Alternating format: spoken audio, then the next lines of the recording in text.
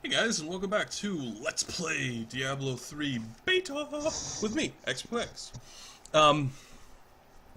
So I ended up doing some vendoring.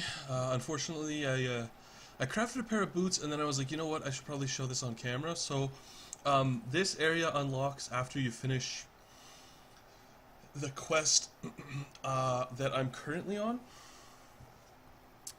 I think once we bring the Shattered Ground back, I think Hadrig allows us to start crafting stuff. So one of the things you could do with this is you could salvage. So you click here, and then you click a excuse me, you click a magic piece of gear, and it goes like tink, tink, tink, and it makes something new. Or it gives you these Fallen Tooths. They're, yeah, and subtle essence. I assume that these materials become more complicated as the game goes on. Well, at least I hope they do, because if not, it's pretty weak. Pretty weak sauce. Anyway, I figure that this category right here, and if you've said this at the video, then I'm sorry, is the total amount of damage you do per strike with any ability you have equipped, and I would assume that there aren't any modifiers on top of that. So I guess that means I do 12.86 damage per hit, and then in the details it'll tell me, like, you know, when I critically hit I do an extra 50% damage. Ta-da. And then it has my dexterity scaling. The more dex I get, the more. There you go. Anyway, here's the crafting menu, what we can make, what we need to make the items. And I had I crafted boots, and I figured that I would craft what could we use? A lot of this stuff is too high level for us, because your blacksmith apparently is account wide. So we're gonna craft a doublet. We'll get 2 magic random properties, and it'll cost us 5 subtle essence. Right? Goes through, crafts it, boom, we got it. We got 1 vitality and extra life from that, which is fine. Not sure if it's worth cutting down the armor, but yeah, we'll use it for now. Got a right good bunch of Alright, so now that we're full, we'll head back out to the cemetery. And we will kill monsters, bad boys. After I beat up some graves, because I find that fun. And so this area never unlocked for us, and I don't think it ever does. There's a couple of crypts for us to go, and I'm gonna go to the wrong crypts first.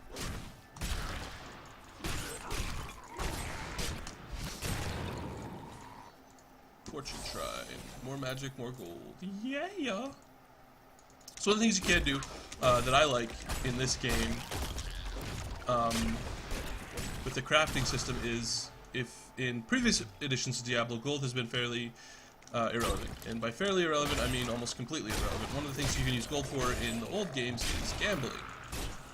Anybody remembers the old gambling system? I think in Diablo 1, Rit did gambling. And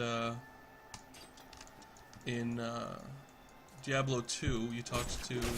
I can't remember his name. Anyway. It was a long time ago, people. Give XPX a break. Not that I have an amazing memory period. One of the nice things about knockbacks... Oh, great. Here. One of the nice things about the knockback system... No, we can't use... two-handed weapons, is that it prevents you from taking damage, sustaining damage from incoming attacks, and I would encourage you to use knockbacks accordingly. So, you know, if you're in a situation where you're surrounded by monsters, you take lots of damage, so your knockback, and hopefully help stabilize. Now we have a fortune rune, which means we have better magic find stats, and better magic find means that it's in our best interest to kill things. I guess these walls don't want to. So there we go.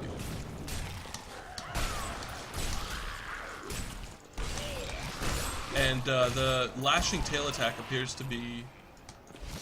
I guess I can pretend a little bit like some of you are watching to learn how to be better at video games, since the goal is to show new players the basics. You get a bunch of EXP when you discover a new monster type as well, which is kind of neat. I guess it provides a little bit of extra incentive, maybe? The tragedies in these lands have left many restless spirits in their wake, and they demand retribution. These spirits will take out their vengeance on any unsuspecting individual who may pass, for they believe that the blood of the living will yet restore the lives that were ripped away from them. So,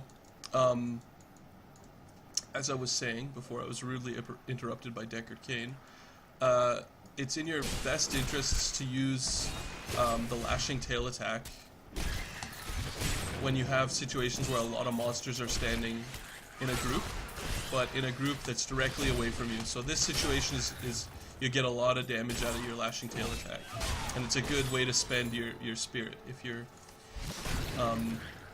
you are struggling with Diablo 3, which I guess is possible. I mean, I did die because I'm a fucking idiot.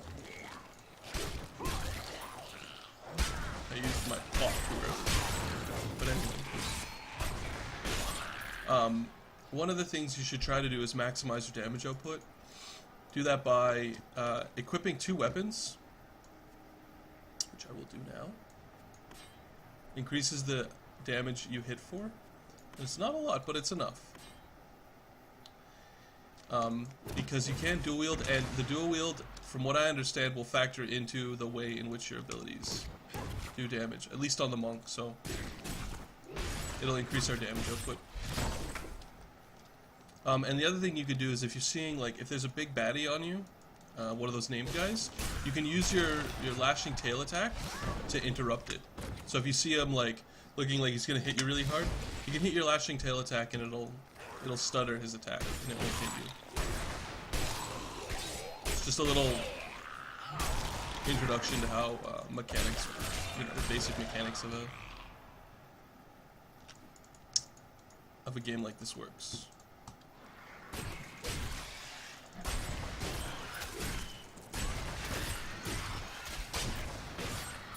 Generally speaking, though, you're just going to be fighting funnel monsters that funnel in one by one and allow you to poop all over them. The times where you really need to be thinking, or at least you need to be reacting correctly, are when you're surrounded by a lot of monsters that you can't kill quickly. Like this guy, I can go like that. These 3, not quite close enough, but kill those 3 with one of those, hit one of those. Go around here. And it does look like there is hit stagger in Diablo as well. Not sure how relevant that is in terms of the pace. So this is the right crypt. We went to the right place first. So we'll finish exploring, and then I'm going to show you the other 2, because there's a little mini quest that you can do in. See right there, like, I got really good value for my spirit there. Killing a couple of monsters. And I would assume that on Nightmare in Hell, that those type of things where you're just like thinking a little bit about the game will help you survive more instead of just, firing and forgetting the ability. But there, I killed a couple, prevented myself from being surrounded. And there's a bunch of bonuses for, like, massacre. These are very, very irrelevant, in my opinion. They have absolutely nothing to do with the game. Maybe they make the game feel more action-paced. I don't know. To me, it makes me feel like I'm playing Call of Duty, which I don't. Because I like Call of Duty. The only good thing about Call of Duty is that it's named Duty, and I think that's funny.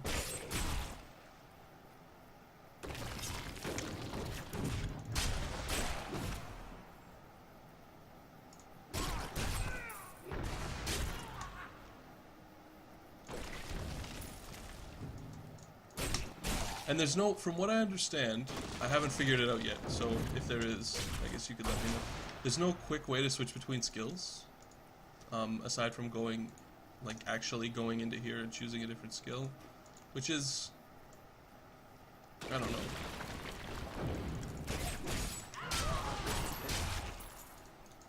It kind of gives you, like, a flavor, like, your spec, you know, like, talent spec into 2 abilities, and those are the abilities to use.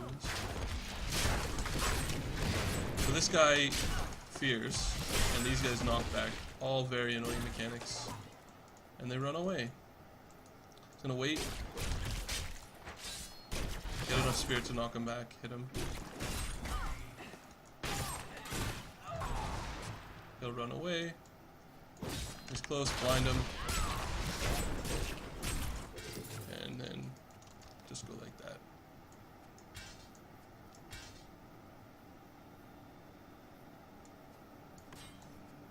I generally like to keep my magic items separate from my regular items, just as a point of procedure. Not at all important.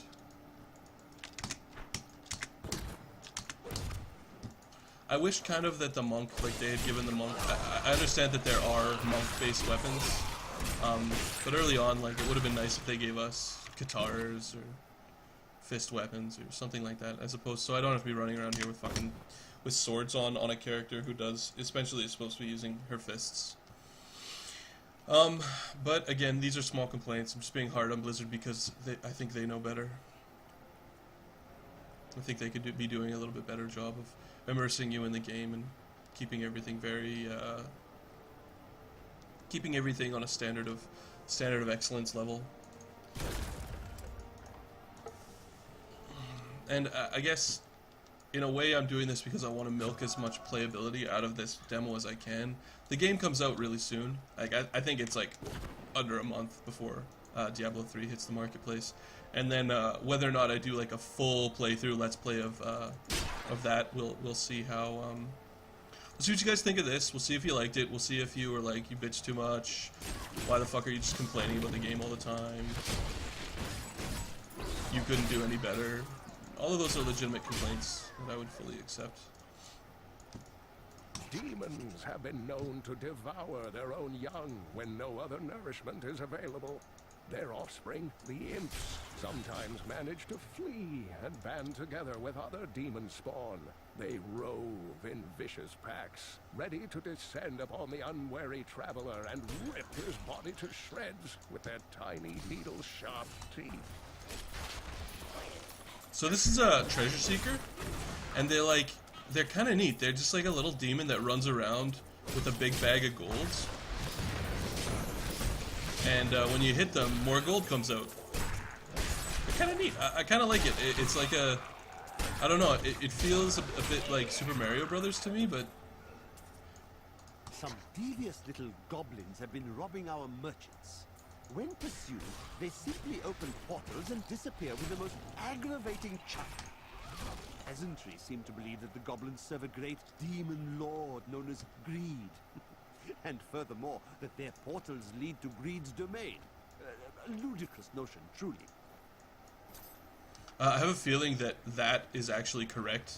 And that eventually we'll have to actually fight Greed and stuff, but I really like that voice actor. I like his cadence, and I like how he talks. Ludicrous, actually.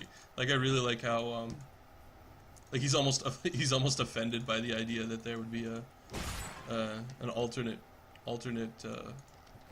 portal led by a guy named Greed. I don't know. I just really like that voice actor. And actually, I have to say, the voice acting in this game is incredible. It's really great. I really like it. Compared to, if any of you have played Capcom games, you know, Resident Evil 4, exceptional video game, the voice acting was almost, like, unendurable. It's so terrible. You know, in such a great game to have, like, such a glaring flaw, I find that very funny. Not that I don't fucking love that game, and not that it's one of my favorite games of all time, because it is. But, you know, anybody who's played 5, Shiva! Chris! Yeah. The most incredible voice acting I've ever heard. They don't, it's almost like because they have such a great game, they don't have to bother to put the effort in to, you know, make the voice acting like compelling. And in a game that's primarily driven by its narrative, it would seem a mistake to do that. One of the things I think they've done very well in Diablo period is the voice acting is quite good, and in a game that is, as I said, so strongly driven by its narrative, I really enjoy that, and I really appreciate the work done there. And that's something that's, I think it's been a part of Blizzard games as long as Blizzard's been making games, but definitely has gotten really, really good in the last couple of years. You know, for anybody who's played the storyline of StarCraft 2, I think they could probably attest to the quality of voice actor and the amount of work they put in, and the fact that like if you did KT in the Burning Crusade, you know, I believe he was voiced by a very popular actor. You know, and that kind of thing may seem small, like it's like you're playing a game, bro. You don't need a compelling voice actor, but I like it. It makes me feel like the game is more complete, and it actually, you know, when the voice acting is really terrible, I find it like it really tears you out of the game and really brings you out of it. Whereas like when the voice acting is good, you know, I mean, you know, if you have a really great voice actor, you could be talking about diarrhea, and it somehow seems more compelling. And maybe that's just me, but it's definitely something I feel is worth noting. So there you go. It's not all doom and gloom. I do wish they had shipped the beta with harder difficulty modes. Sorry about that, guys. My lunch came and I ate it. So, we will continue on our quest, although we're not going the right direction. We're doing our quest.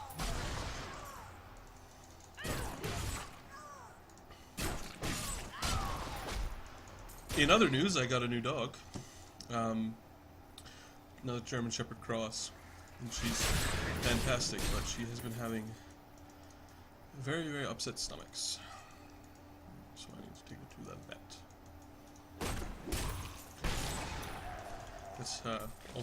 That's very relevant content from me, The gods favor me. your commander, X2X. Breath of Heaven, eh? Sounds impressive. Probably gonna suck, but sounds impressive at least. Heal yourself nearby. Oh, great. Why not? It's not like it costs us anything.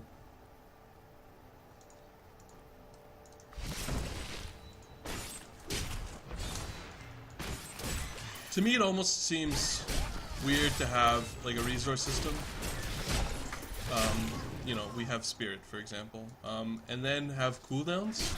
Like, isn't? My burden is too great. Oh, we're full. All right. Isn't the whole point of like our resource system so that we don't like to prevent us from using abilities when we shouldn't? Kind of cool.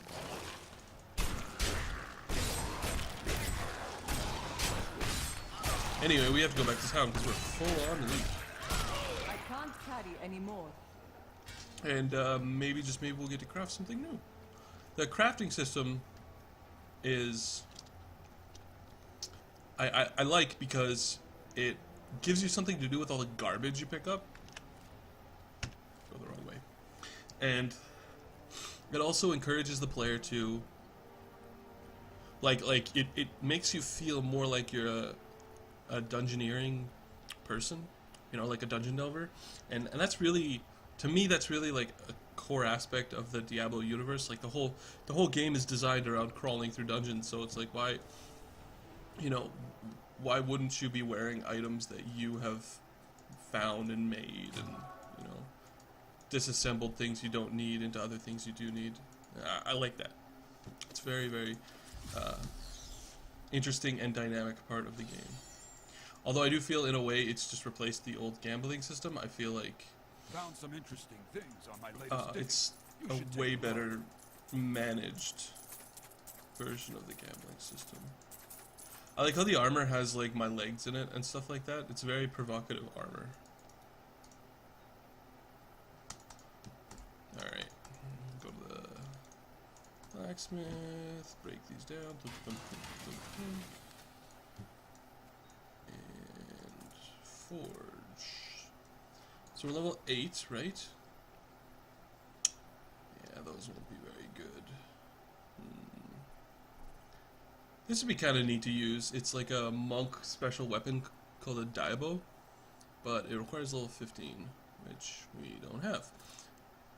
So, we could make some bracers, or boots, which we already have.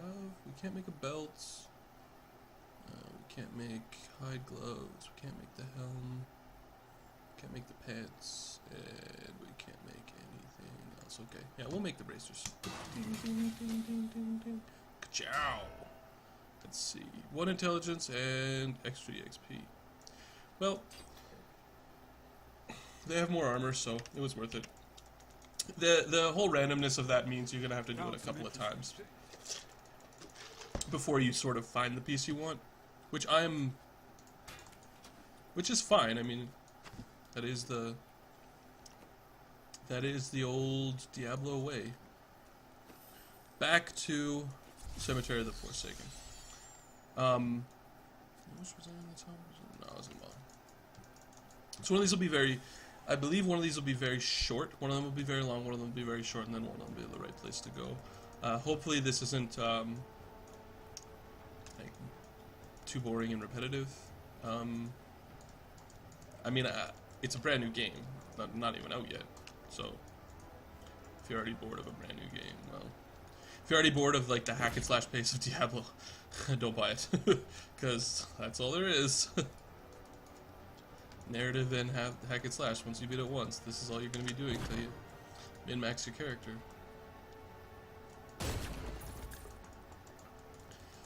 There are some things that I think that Blizzard blatantly stole from Torchlight, and maybe maybe it's fair for Blizzard to take what they want from Torchlight, because everybody steals from Blizzard. So this is the little mini quest I was talking about. We'll explore around the area before I pop it. But like, I guess everybody takes World of Warcraft's GUI and all those kinds of things, so maybe that's not really a legitimate thing to talk about. So I guess I'll just leave it alone. We'll open the Jar of Souls. We have to survive the skeletons raised by them. Okay. Last time I had to like assemble a dead woman's different parts.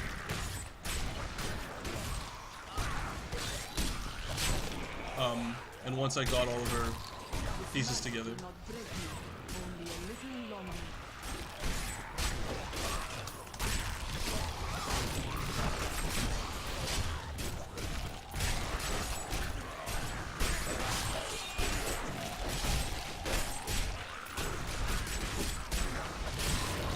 This is actually really fun. Kinda wish it went on for longer.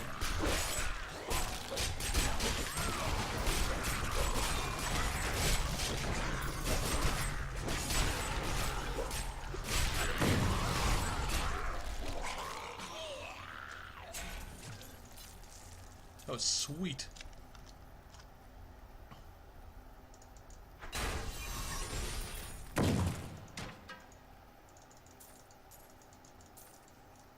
So that's like a, I guess like a little mini quest.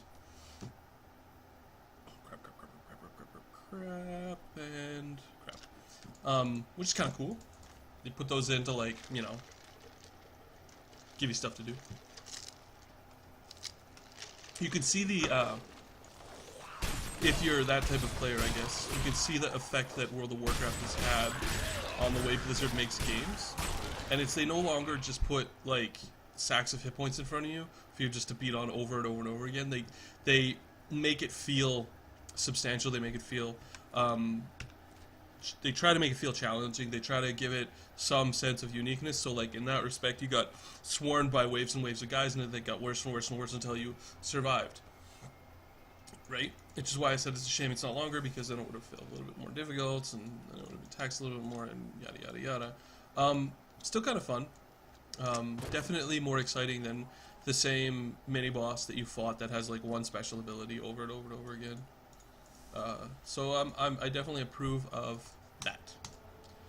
I like it quite a bit. I like the variability, and I like the fact that it's semi-random. Maybe it's based on the class you are, or you know, but that essence of randomness really increases the replay value for me, and you really need to be thinking about that in a game like Diablo, because it is a dungeon crawler. If anybody has played other hack and slash dungeon crawlers before, you may have gotten the feel like even though the enemies were changing and even though the models were different, you were just playing recycled content over and over again. And I really like how much effort Blizzard has put into their environments and all of those kinds of things that really make this game feel like each time you play through, you're having a more unique playthrough.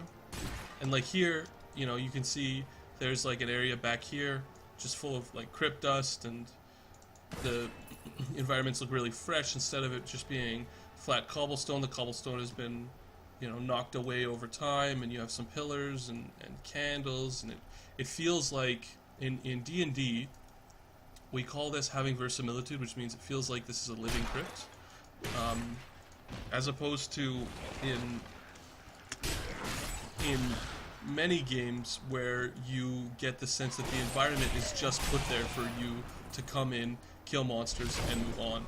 Which really, in terms of the way I like to play games and the game design that I like, having environments designed for me which feel more real and feel more lived in and feel like alive and feel like they're functioning environments, those are the type of games I want to play. Like the type of games where you know, everything is sort of... This fight is over. It hasn't really been put... The game hasn't really been put together with an interest of, like, you know, somebody has sat down and looked at every aspect and said, okay, well, here's what's going to happen in this part of the game, here's what's going to happen in this part of the game, and, you know, it's going to be a complete game, you know, and the environment is going to feel like somebody put some time into it and built it, instead of, you know, like the environment that looks like the guy's like, okay, I have to build an environment, so I'm going to put these in here, this is neat, and I'm going to put these in here because this is neat. I'm not going to really put any effort into it, it's just a job, so I'm going to treat it like one.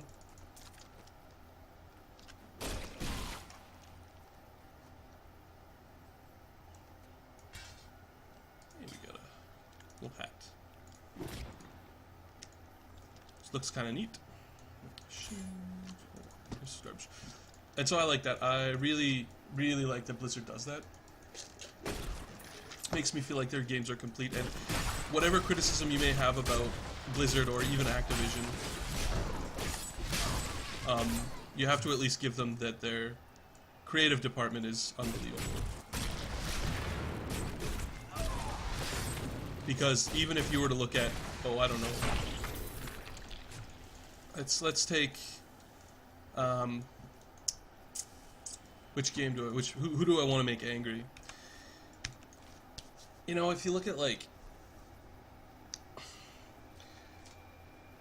let's say Fallout 3 and Fallout 3 New Vegas. The crown is not here. It must A be lot in of those other games, the games elongate, and while you're doing things, they don't necessarily feel like each place is unique, each environment is unique. And, you know, they don't really offer you replay value because the game is fairly identical. Even though the random areas may be, like, a little more random, and, you know, it's like, use gun on man, okay, once you got that down, you can basically just run through every environment, get every skill, metagame every challenge, and it's like, okay, I can lockpick everything, I can, you know, do every conversation, etc., etc., etc. So, yeah, the reason I choose to show you this game as opposed to a game like that is that I think, like, the environment and the ambience, and I don't really have the music turned up very loud, but the music in this game is really, really great, and you know, the voice acting, it all comes together to make a great package. I wish it was a little more difficult. You know, I wish the game would hose me a little bit more. That may be a byproduct of the fact that I want games to be more difficult as a general rule. But they don't build games for me. They build games for the people who buy games. And while I do buy games, I'm not the mass audience that goes out and buys every single Call of Duty, you know, every single Halo, every single, you know, first-person shooter that's you know, completely recycled, etc., etc.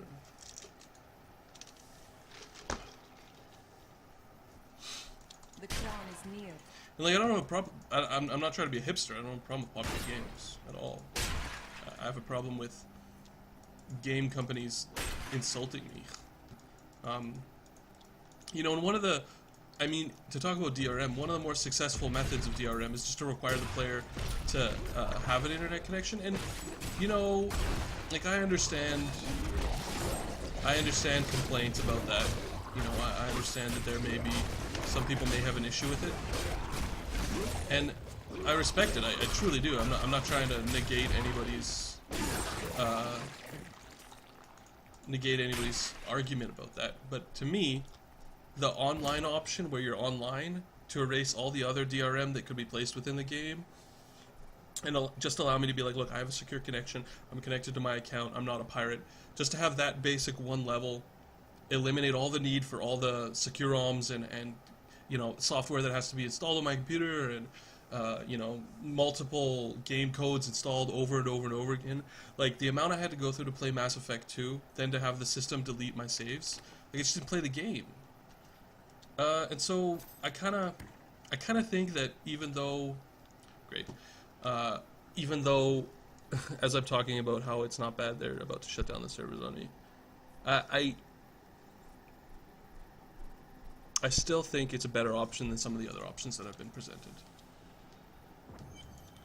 So hopefully we can get through this Chancellor's Quest.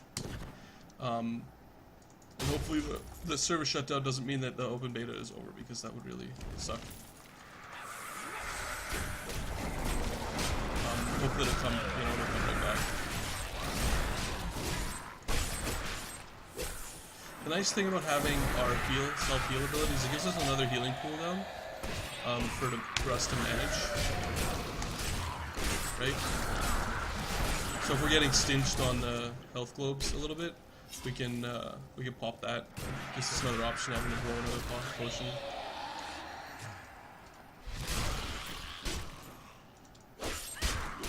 Okay, I'm gonna try to kill the Chancellor very quickly.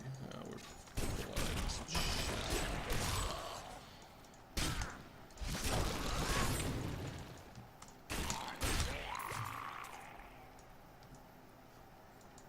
Alright, let's... No, I will not allow you to bring that monster Leoric back to this world.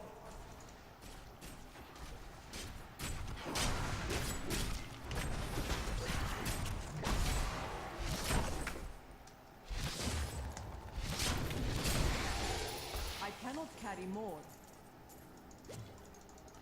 Anyway, the servers are about to shut down on me. Hopefully they'll come back online. No guarantees. So we're going to grab Leoric's crown. We're going to hit continue. We got our new town portal, so we're going to head to town. And I guess we'll do some chit-chat with the blacksmith. You found the crown. Truth be told, I didn't think you'd make it back alive. Needs repair. Should be no problem. It's good to work again. There. New as the day it was placed upon the Black King's head. I need something more than making spades to occupy my mind. I want my life to mean something. As you should. You will craft for me weapons with which to carry out my sacred duty. I have other news. Your apprentice is dead. Fool boy. Hope for the worst and you will not be disappointed. Thank you for the news. So we'll just do it. I wish to hear more of your grandfather, King Leoric's Chancellor. Not much to tell. I lived with my father, Chaldean at the time. We heard that my grandfather stayed in Tristram until the end, trying to save lives. Don't know if he succeeded, but there it is. When the Skeleton King fell, my grandfather was dying from a sword wound. He had the crown sealed with him to keep it safe. It pleases me to hear this story. Your grandfather was a good man, and surely the gods smile upon him.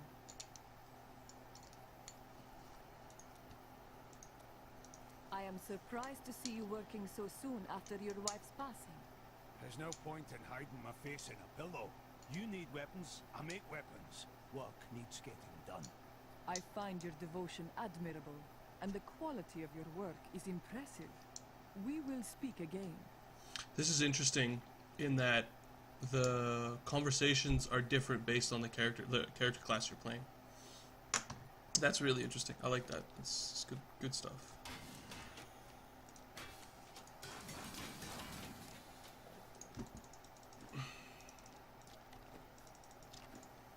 I worked my hands to the bone to bring you these fine goods.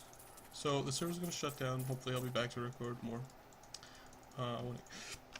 Pardon me, when it comes back up.